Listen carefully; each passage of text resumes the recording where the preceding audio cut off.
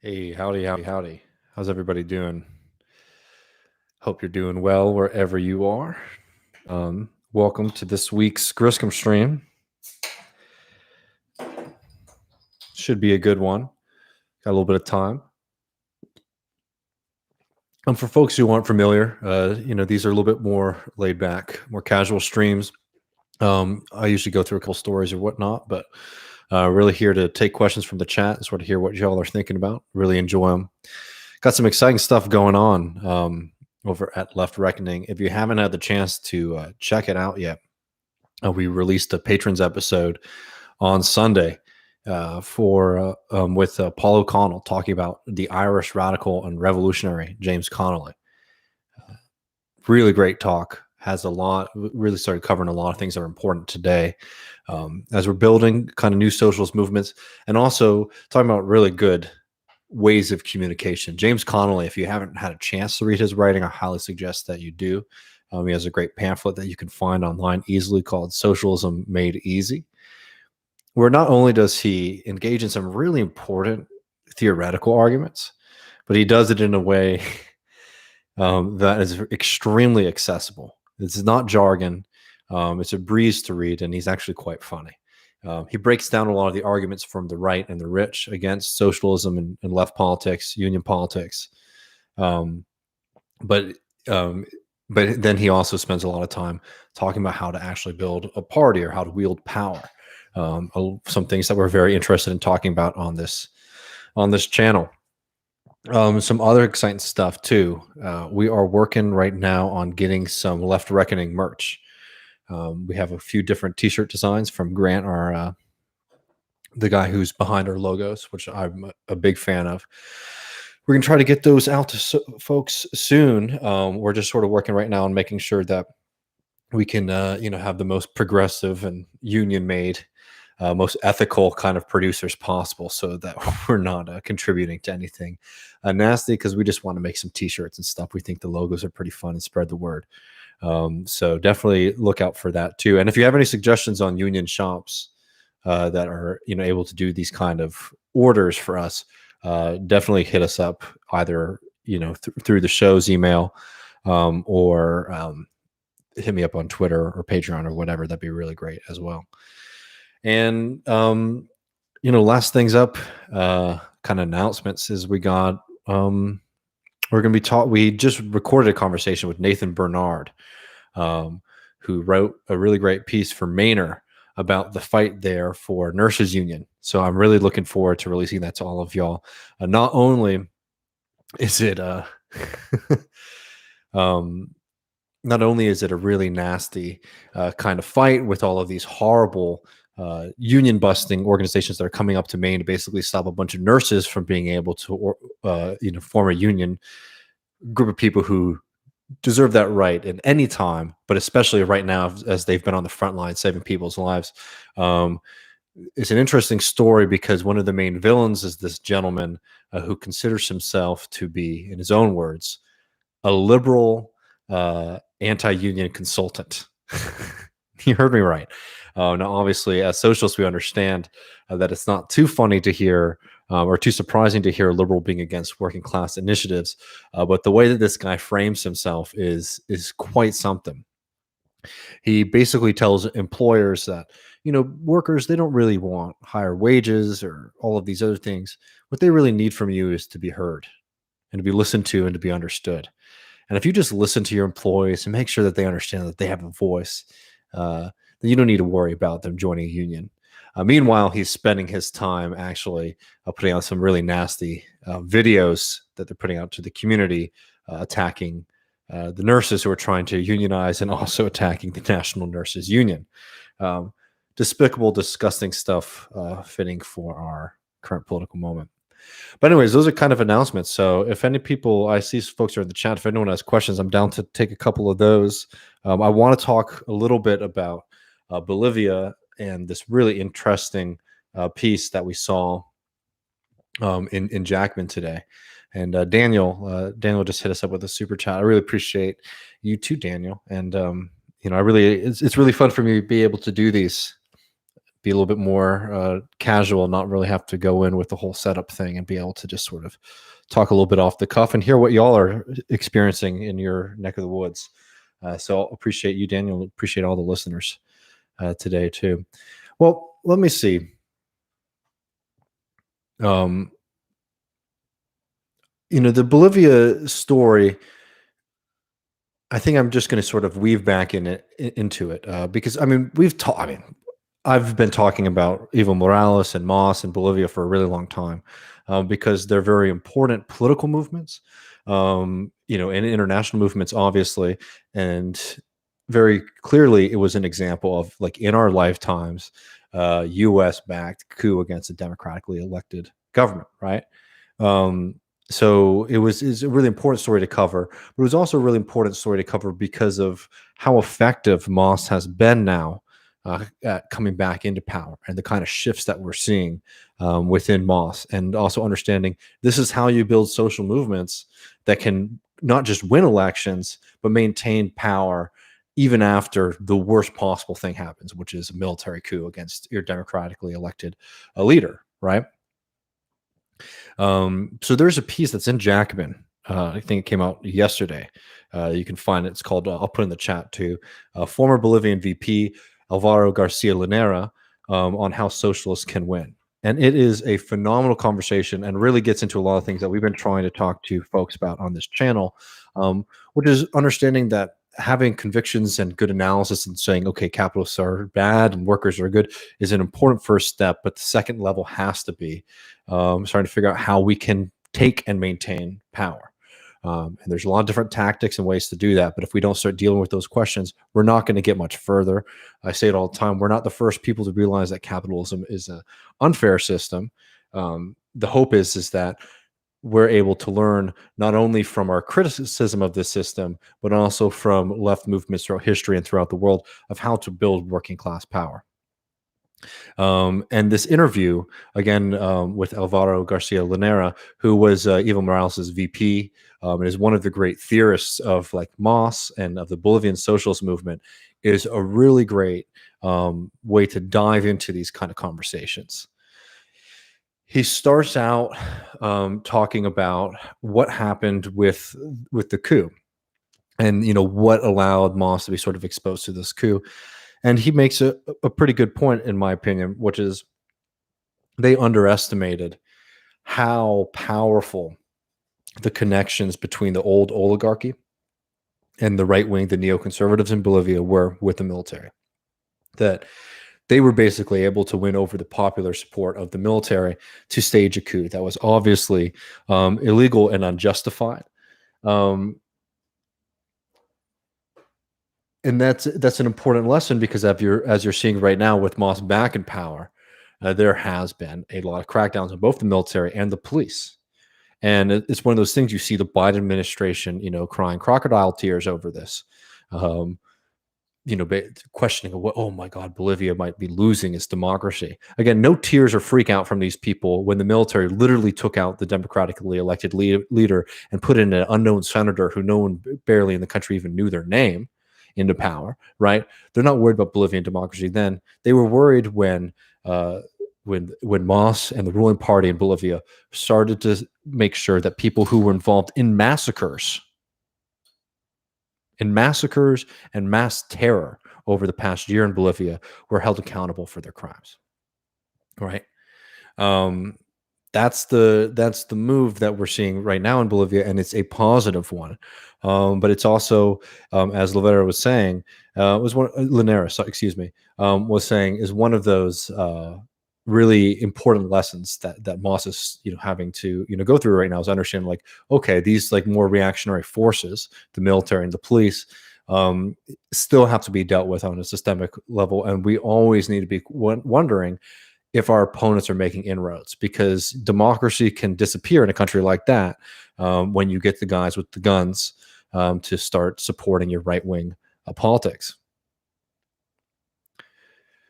So it's incredible. And somebody's saying they don't know what I'm talking about. I'm talking about the fact that Evo Morales won an election clearly, and then had a bunch of US pressure and international pressure that then had the military and the generals come up to Evo Morales and say, you have to step down. That is not a natural movement of power in a country. I'm sorry, it's not. It's a coup. Those are the words that we're using to describe it. Because if somebody wins the election and they get the most votes, and then the military comes in and they say, oh, you have to step down, which is a threat. It's not a suggestion. It's not counsel. That is a military coup. And that happened because the right wing in Bolivia was very, very involved in speaking to more the popular elements of the military to get the military to back the coup. Oh, excuse me, Antonio. Sorry, I'm shooting a little hot there. All right. So, these are the first lessons that we just have to understand. And I think it's a great place to start this discussion as I start taking your questions. And we're going to come back to this piece in this interview because it starts to address, and I'm going to get to all of these chats just right now, but it starts to address how socialists need to start thinking about the state and democracy and power. And understanding that the state is not just something that, somebody throws you the keys and you catch them and, it's yours now, you control where it goes. It's a much more complicated organization like that, where we can use the state to gain power for working people. But at the end of the day, socialism is much more involved than just, mass nationalization programs, right? Those can be very important. But what socialism really about is putting the power of the workplace in the hands of the workers, right? And then expanding that into the, the economic sphere at large, and then into the political sphere, right? This is the kind of things that we have to build. And it means that we have to be very strategic in the ways that we're working and understanding what we have to do, because Bolivia is obviously a different country from the United States, but being able to make that analysis and being able to look at Bolivia as an example of success for you as socialists is something that I think is going to be really important. And I'm going to go back into more concrete examples of that, but understanding, for example, the worst case scenario, which is the military takeover of a country, and understanding how Moss is already thinking about these movements, and also understanding that even though, Moss was able to be defeated by the military, it was because, they weren't thinking that the military was going to, turn their backs on them that quickly. But because Moss was so deeply rooted in communities, they were able to overcome a military coup. So Patrick Stevens, really appreciate the chat there. That's very generous of you. If we get to the point where the state withers away, doesn't that mean racism will automatically wither away? We can't call for a culture. We can't fall for a culture war BS. But how do we be ruthless in rebuking racism that we may find from working class people we're trying to recruit? I'll give you, the top line answer for that.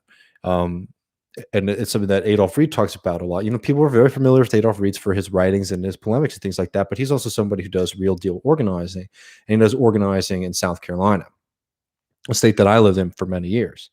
And one of the best ways to break through racial, I don't know, from one of the best ways to break through just like racist, racist teachings and things like that are very prevalent in states like South Carolina, as they are across all the United States, was to get people to work together and to understand that they have much more in common with each other. And first of all, I always want to be careful here, because I think people imagine different scenarios.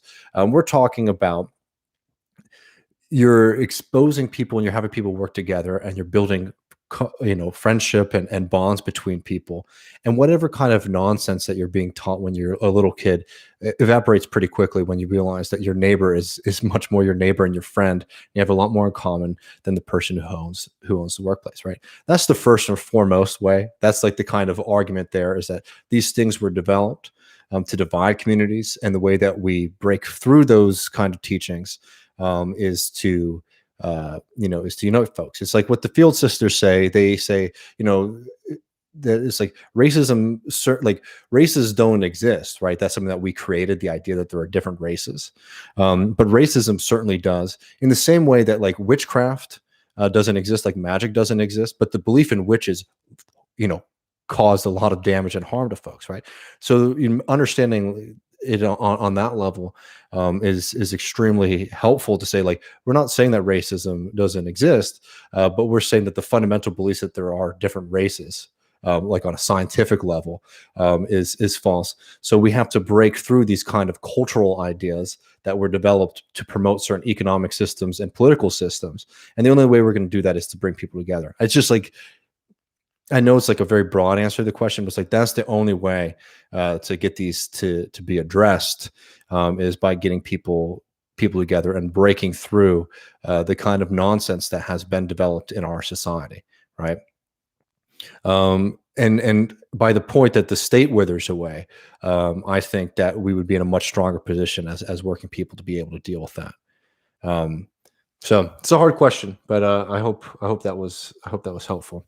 All right, let me make sure I'm not losing anybody's chats here. Hi, David. Did you see the recent Washington Post story of Moss's undemocratic Inez arrest? And do you think this is an attempt to manufacture consent for a second coup? I just want to acknowledge here Christopher, too, for hitting us up with a super chat. I appreciate that as well. Well, I was talking about that at the top. There's no doubt about it. I mean, it's amazing that the Biden administration is all worked up about making sure that people who are involved, again, like I know there's a lot going on, and everyone who's listening to this is not a big follower of what happened in Bolivia, but there were massacres, right? Not in the literal sense, like people were murdered in the street. Fascist gangs were wandering around telling people if they continued to protest the government that they would shut off their water, right? There was a regime of terror that was put on people from all across Bolivia, and understanding that you should be, it's a very reasonable response to say, oh well, there should be consequences, legal consequences for supporting a system of mass murder and mass terror. And especially if you're talking to some kind of liberal who, they're all up in arms about, the January 6th, insurrection or whatever you want to call it, right? But they're all worried about people being arrested for actual mass murder and terror against like the people of a country, and the people, marginalized indigenous people, nonetheless. So it's absolutely disgusting to see the Biden administration continue to make this false equivalence here, or like to basically say that the government that came into power after the rightfully democratically elected government was taken out of power by a group of a fascist mob, a Christian mob. Now that government coming back in power to make sure that there's some repercussions for a small group of people basically trying to take over a country is absolutely absurd. Do I think that this is an attempt to manufacture consent for a second coup? I think it's 100% an attempt to manufacture consent against the Moss government and against left-wing movements in South America. There's no doubt about that. It's trying to. It's before the coup happened, every U.S. newspaper, every liberal U.S. newspaper was going on about how undemocratic Evo Morales was, how undemocratic Moss was. And why was that? It was because Moss was standing up against United States-backed capitalism, United States-backed organizations that were wanting to mine and plunder the country, right? And they were pissed because Evo Morales was not privatizing the country, right? And they always switch the book there, right?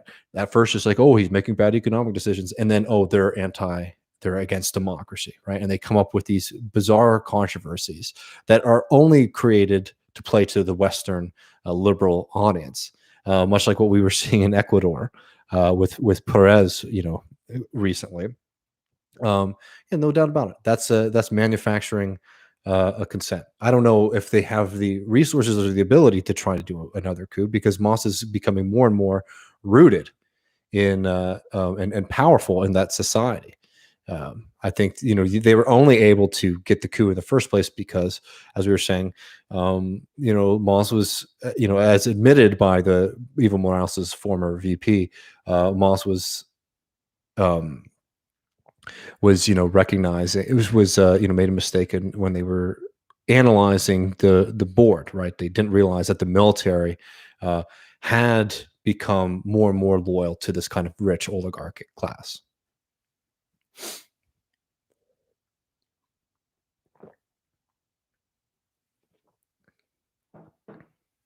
Um, Jack says, does beating back the coup with an election make Bolivian democracy more resilient? Is there more buy-in because people now see how fragile democracy is if you don't fight for it? I mean, I think on the general sense, um, absolutely. I think the way that us U.S. socialists should be thinking about this, though, or socialists in general, of course, um, is thinking about this is more of people understanding like democracy in all aspects of their life. Because yes, they wanted the ballot box, but the biggest reason that Moss was able to get elections in the first place was because they started holding territory. And they were holding territory because people recognized themselves as a part of a political community, a working class community, an indigenous community, to be able to stand up against an internationally backed um, group of far right Christian ghouls. So, do I think democracy is more resilient in Bolivia? I think yes, but the way I would define democracy, and to take more lessons out of it, is people understanding their own political power, not just as something that in themselves that they exercise their own preferences, but how being members of a group of people of a class, they can exert that power, right? And I think a very healthy socialist democracy is one where working class people are emboldened to take more and more control, not just of voting, in elections, but also taking more and more control of the workplace. And that's the kind of stuff that we're seeing right now in in Bolivia. So let me see. Um,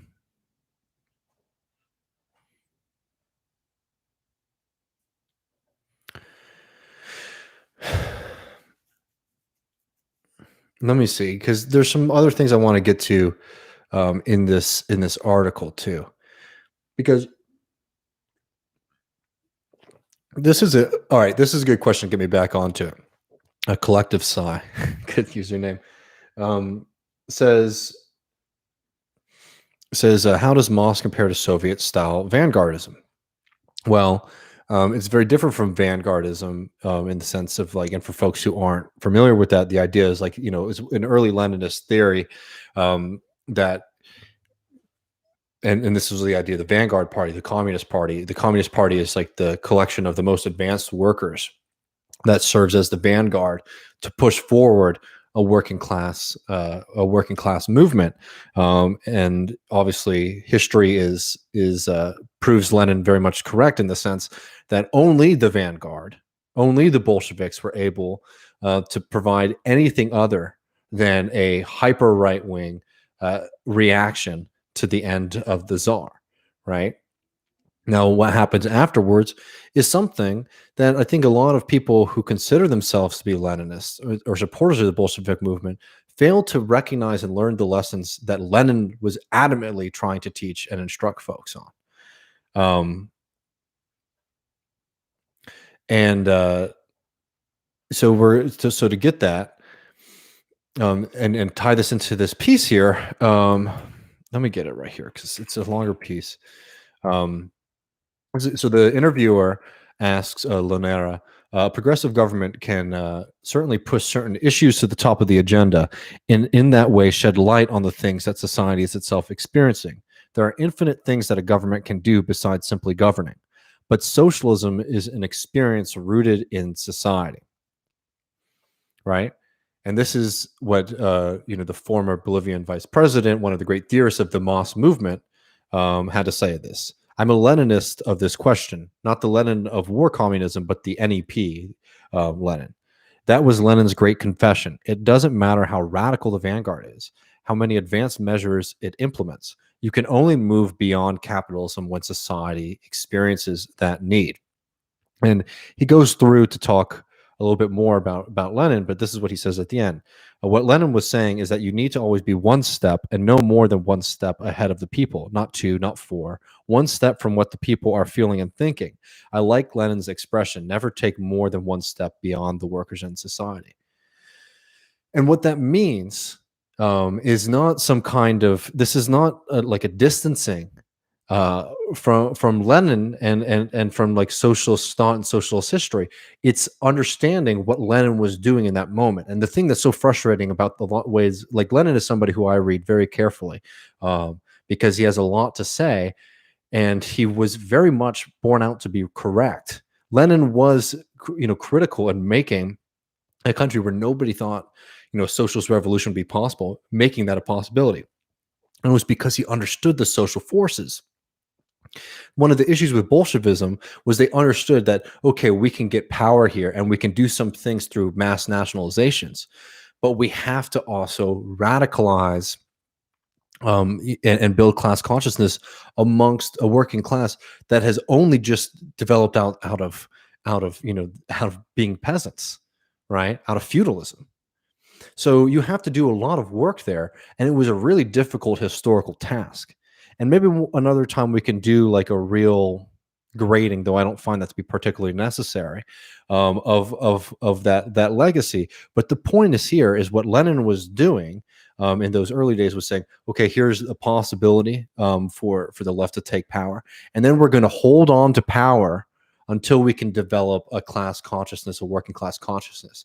And one of the great tragedies of history is that as Lenin is doing this, he dies, right? So as they're building up this power and basically trying to hold this economy that's frankly in shambles from being taken over by international and capitalist interests, while they develop a working class consciousness, Lenin dies, and we know the history of the Soviet Union from then on, right?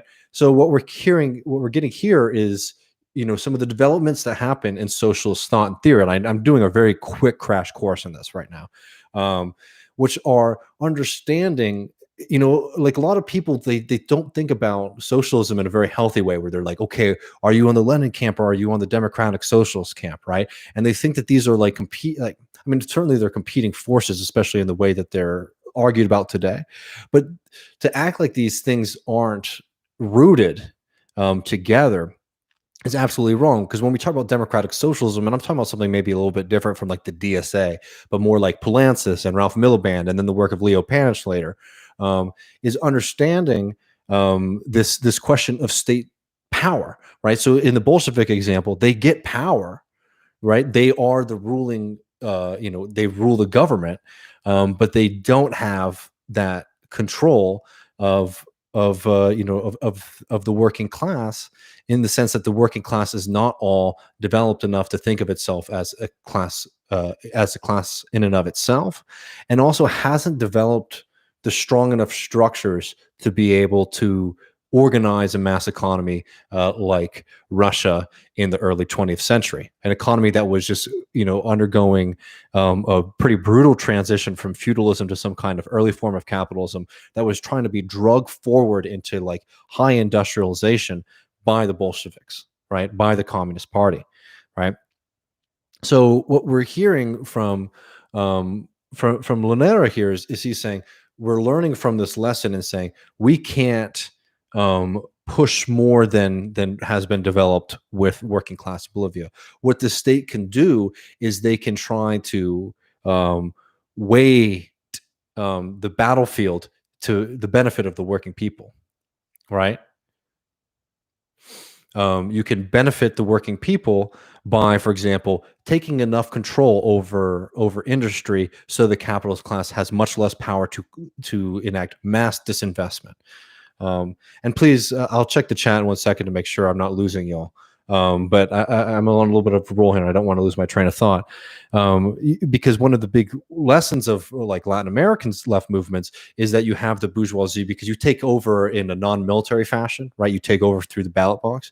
You then still have a class of super wealthy people, of landowners who control a lot of the resources in the country, and you have to deal with them on some level, right? And you can't just wish them away, and you can't just, because you haven't built the social power to do this, you can't just liquidate their assets.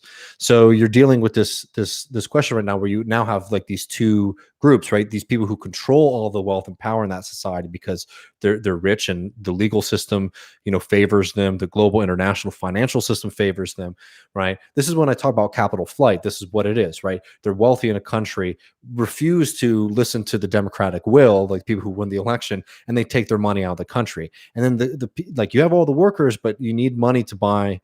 You need money to be able to invest, to be able to produce, and especially if you want to do the kind of development that a lot of countries need, right? So you have to find ways to wage this battle that aren't always particularly easy. And one of the things that a lot of people get excited about is nationalization, right? And nationalization is extremely is an incredibly important tool for the left, but it's not an end all be all, because you haven't fundamentally, when you do nationalizations, changed the workers' relationship to the means of production, right? And what we mean by that is like, okay, well, now the state controls these things, and hopefully, in a kind of transitional socialist government, the state is going to be very tuned into workers' struggles and things like that. But it's very different from like a democratic council controlling the mines, for example, right? And those things can develop, but they can only develop as working people develop them themselves. And that's one of the things that's really difficult about trying to develop socialism, is it's not just like a broad-based policy thing. You can do things to create better conditions for it, but you can't just, we're implementing socialism now, right? And that's one of the things that why Moss is such an exciting example, is because they're doing a lot of that work of developing and supporting workers who are taking control over their workplace, right? And understanding their kind of contradictory role of the state in this relationship. So let me check the chat, because I want to make sure we're not missing each other here.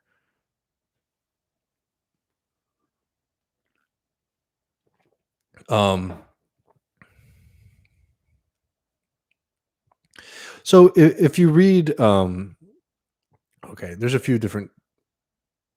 Okay, Rasputin. Skip that. Okay, I don't know about the Rasputin chat. I'm not familiar with the computerized planned economy. A planned economy at this point is almost a different conversation. Not that they're not connected, but I'm talking more on like the level of like social strategy and state theory, rather than like the question of economic planning. But I will say, in general, I do think that you have to do planning. Antonio says, is this why Lenin held off from instituting the more radical reforms like collectivizing farming? Like, well, they were trying to do that, but they were recognizing that it was going to be extremely difficult to move from a feudal system into a hyper advanced capitalist industrial system, and then to move into to socialism. They understood, like Lenin was understanding more and more, that you had to find a way to do this kind of development, to build the kind of social relations that socialism emerges from capitalism, right? The Soviet Union is a really difficult case, because it's funny to talk about the Soviet Union a lot, because obviously that's where you have to go with this. But it's one of the great ironies of history that it was like in the most backwards, like feudal state, that the first like real large mass scale attempt at socialism was. It was an incredibly hard thing to do. And I think if I were to just maybe to put a bow on this, and I'll come back to this, I want to make sure I'm not missing any of y'all's questions. To put a bow on this, in a way, is like the real lesson of Lenin and Leninism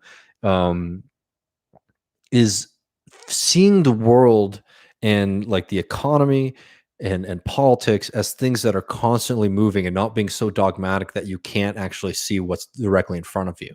And that's why Lenin was so successful at achieving, one of the earliest forms and most exciting opportunities, in history for a different model, was that he understood that. And it's something that's really, really, really hard to do. And it's the kind of thinking that we all need to be able to engage in if we want to learn from those lessons, much like we learn from the lessons of Cuba and Venezuela on these things as well, right? The Marx line, I think, ties this up really well. It's like, men make their own history, but they do not do so under conditions of their own choosing. And too many Marxists, particularly like American socialists, people who've come into this movement recently, which is a good thing, by the way, um, aren't thinking about politics or the economy and history in this kind of Marxist way that allows us to understand, like, there is no playbook that brings us from today to socialism. Like, there is no, okay, hit that policy and then we're there. No, these things are extremely dynamic, and that's why Marxism is a philosophy that will stay around for a very long time, because it's not a frozen philosophy that's just reacting to its own time. It's a philosophy that is dynamic, that is teaching you ways to analyze the world around you and giving us a framework to understand the world around us, so that we aren't just, having to pick up the pieces every social movement that we build.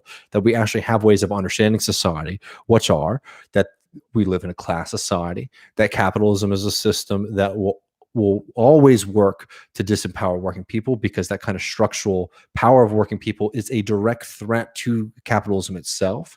But that capitalism is a system that is ironic in a lot of ways, because the class that, in a lot of ways has the boot on its neck is the class that is responsible for the vast majority of wealth and power of that system. Right? That's the kind of basic analysis. And then the question is, how do you get that group of people to understand that they have the power to do something different? And then for them to be able to build organizations that allow them to wield that power, not just in, infrequent political contests at the ballot box with the bourgeoisie and the established powers, but in perpetuity. Right? How can we build structures that not only allow us to beat our enemies today, but allow us to govern society and get food and water and resources and goods to folks in the future? Right? That's the work that we have to be doing, and it's not easy. And this is the kind of work that we're seeing done in Bolivia and in Venezuela, just like we saw in that early moment of the Soviet Union.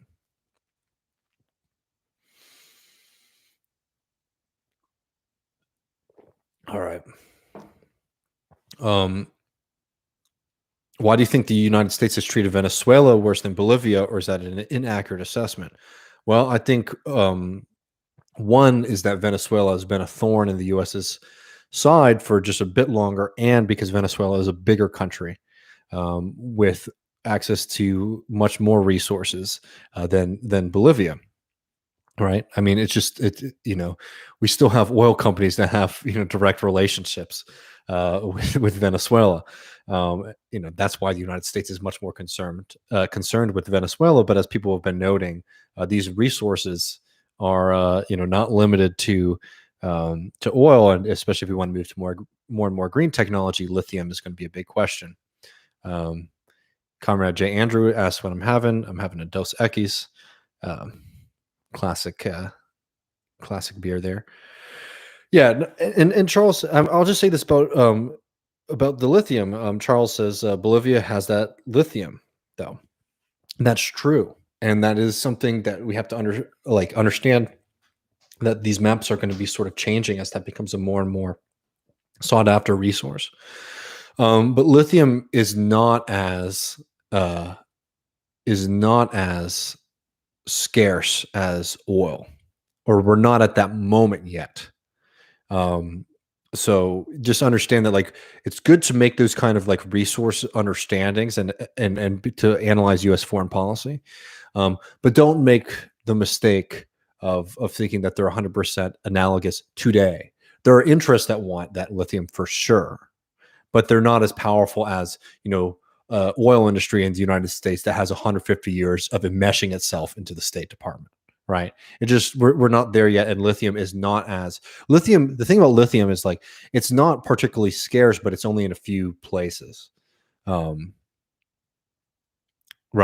So it's like where it exists, there's a lot of it. But it's it's not distributed as widely as other things.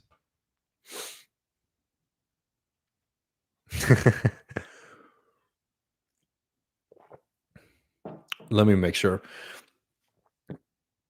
because there's some interesting stuff about oil too. I might get to today, or maybe on Thursday's episode of Left Reckoning, that's happening here in Texas, which is a little crazy. Where we're seeing right now in Texas, like the other side of the resource race, where you go from a period of time where there's so much money in oil, to a period of time. We've went through a period of time where it felt like the oil industry completely collapsed. And we talk a lot about how if we want to build a different kind of politics, we and build a Green New Deal in this country, we need to be working to organize, energy workers in the fight of the Green New Deal. And it's even more dire now as folks in that industry are getting the boot, while people at the top are being protected by the state.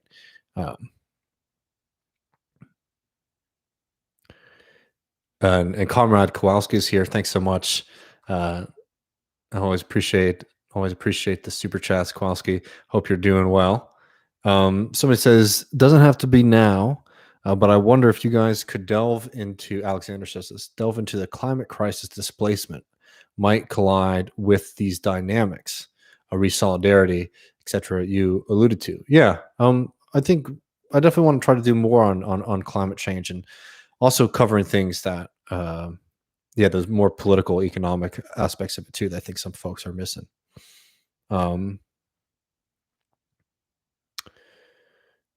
Let's see. Thanks, Comrade Alexander, for the reminder. 420.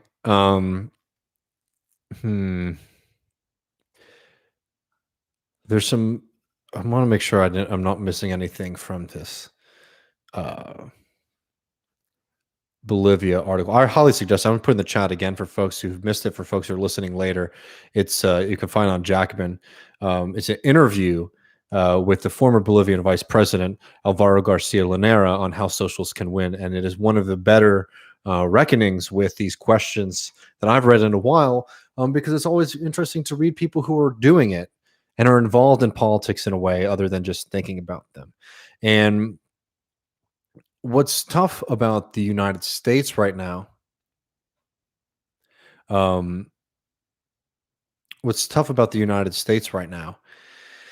is that we're building the socialist movement, or a lot of people are considering themselves to be socialists, but there's a big difference. There's a big space between the way that we're thinking about politics constantly and like our actions, in the sense that like we're not engaged as directly, many of us, in that political struggle. And or like, even if you are like as a part of left socialist organization, which is the work that we have to be doing, I'm not demeaning this. I'm just saying we're not even ready yet for the kind of conversations that we'll have to be having when we have like even a modicum of power. You talk about the squad who, I've talked to, I'll still deal with them because it's important. I still think that they are important victories, that we have people in power who can be more amenable to like our interests, but these aren't the arms of the socialist movement. And this isn't even me saying like, oh, I hate them, I'm turning my backs on them or anything like that.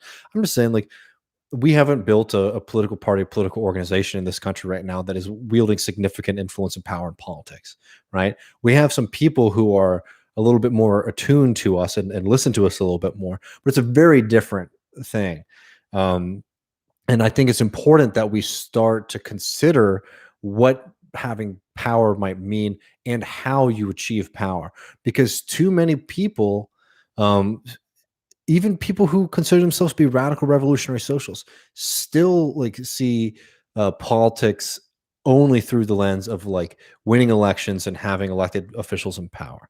Where what I was trying to talk about earlier with this conversation, with Alvaro Garcia Linera was having, is it's much more deep than that. Like Moss won power, and there's still political struggle that Moss is involved in, right? They have control of the state, but they still can't implement all of their policies and everything that they want to do, because there's a lot of stuff, and it's even more true in the United States. There are a lot of avenues of our society that are not touched by politics in the kind of general understanding of the term politics, right?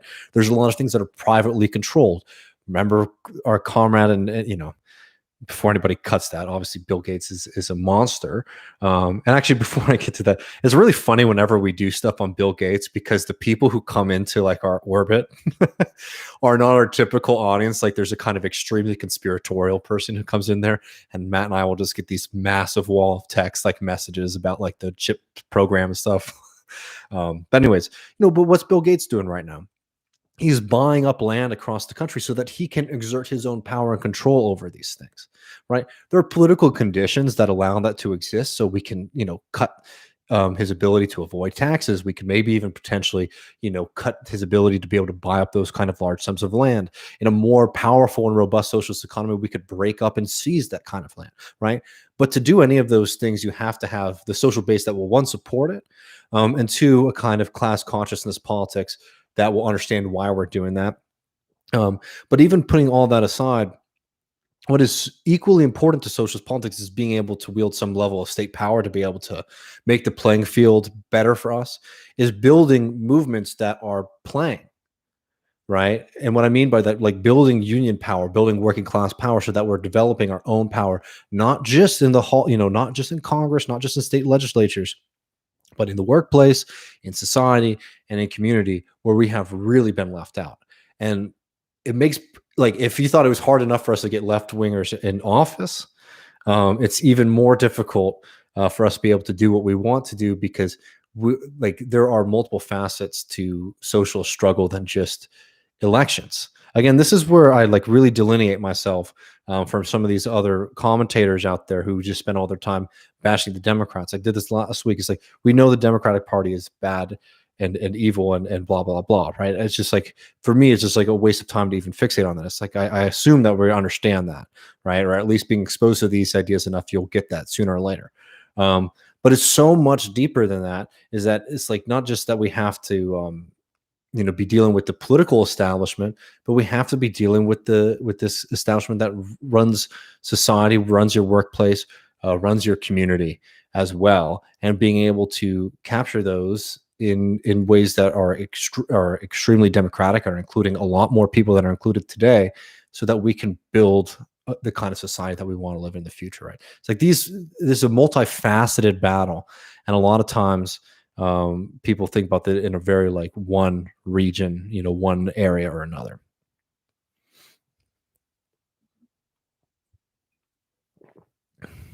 So JT says, what are your thoughts on China? So I lost the thing, and the Uyghurs, and also what are the questions about China? Especially as it supports questions of projects like in Bolivia. Well, I think there's no doubt about it that there is suspicious and damaging things that are happening in Western China. I'm not an expert in it.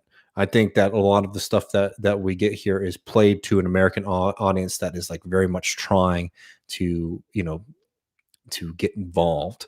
I think there's a reason that we're seeing such a focus on this as the United States is ramping up tensions with China. Not denying it.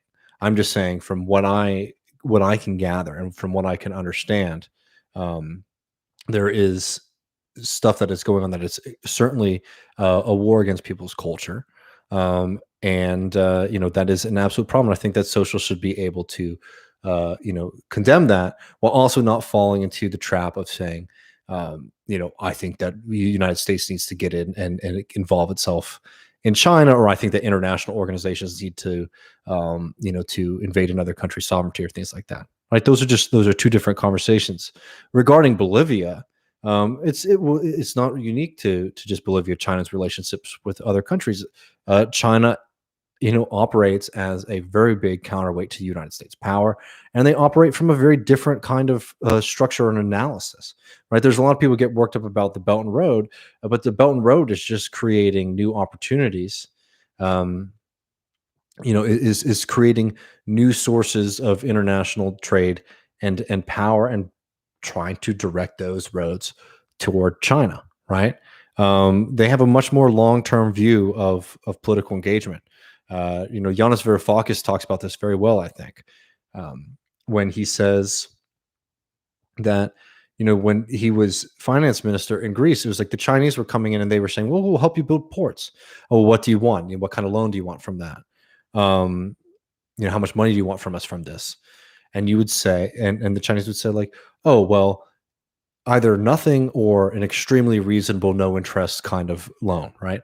And it's because they understand that having ports to trade, having markets to have access to is extremely beneficial to the Chinese system. Um, so a lot of the stuff you hear in the United States about China is the United States being worried about this change in power, and particularly because China has the ability to direct its resources in a way that the United States doesn't. What do I mean by that? China can go and help another country build ports or whatever, and direct its massive amounts of resources that it controls to that. While the United States can provide money from its treasury, but also is more likely to involve financial players, U.S. bourgeoisie, in that process. The United States does not have the ability, as much as the Chinese do, to invest in other countries in ways that don't have big dollar signs, profit opportunities for the American ruling class.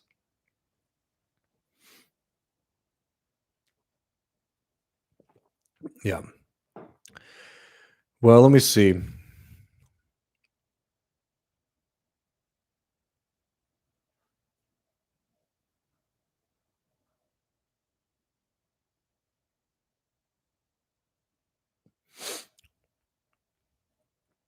Um,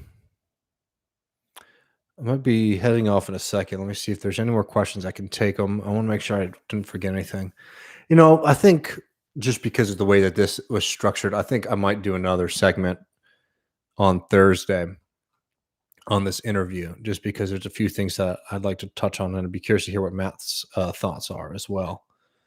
Um, yeah, and I think I'll be on Ben's show tomorrow talking about The Shining, and on Thursday we're going to be talking about this union fight in Maine, where the country's most liberal anti-union organizer or consultant or whatever will be exposed. It's pretty insane. There's a nurses union drive basically in Maine, and one of these people who they brought in to fight the union drive is this guy who is very proud to describe himself as the most liberal anti-union support. The most liberal anti-union consultant in the country, which is pretty funny. To me, we'll go through that. I'm going to talk about what's going on in like West Texas and New Mexico with oil and gas, because it's really crazy. I believe the number off the top of my head is 117 billion. This report from Grist and the Texas Observer put out is like estimates that they're saying for the cleanup from abandoned oil wells in that part of the country, just in Texas alone, they're expecting to be around $117 billion, because all of these oil companies came up and they bought up these wells, and they were like handed down like through like 5 different shell companies. So it's one of those things where it's like, who owns this anymore? And then they all went bankrupt, and they just left the wells and did either a shoddy job at plugging them or didn't plug them at all. And huge areas of West Texas are struggling with, problems of contamination in their drinking water, obviously just, spills on their land, things like that. And it's becoming, or it's, it's falling on the state of Texas, which essentially means the taxpayers, to pick up the tab for all of these super wealthy oil executives who basically pillaged the land and then walked away from it. So it's a pretty striking story. So I'll talk a little bit about that as well. Thanks so much, Dave L. and and Antonio, for the chats there. And who killed JFK? I can't shoot off the hip on that. You'll have to ask Matt, who is a big JFK. At least he's interested in JFK truth, if he doesn't know the truth already. Well, all of y'all, I really appreciate you. We're working on getting merch. So if you have any tips on good union shops too that we can work with, I'd really appreciate that.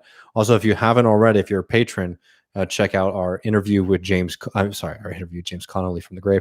No, our interview with Paul O'Connell on the Irish revolutionary and radical, James Connolly, one of my favorite conversations we've been able to have on the show so far. And if you're not a patron already, maybe consider signing up for that. All right, y'all. Talk to y'all on Thursday.